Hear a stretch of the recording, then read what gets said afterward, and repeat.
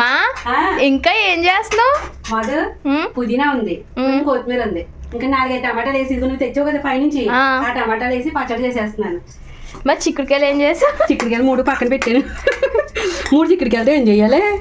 ఏ పప్పులో అదే కొనుక్కొచ్చాక ఇంకా అయ్యి వేసి ఉంటాను. ఇదిగో చూడు, పుదీనా కొత్తిమీర పచ్చడి టమాటా.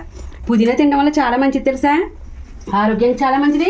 ఆకలి లేని వాళ్ళకి, పిల్లలకి అది ఆగలేదు కదా, గుమ్మన ఆకలికి ఏం తిందంటారు, ఇలాగా చక్కగా రుచిగా చేసి పెట్టి వాళ్ళకి ఇంత పచ్చడి పెడితే ఆకలి కూడా పుడుతుంది అంటారు పుదీనా వల్ల. అవునా?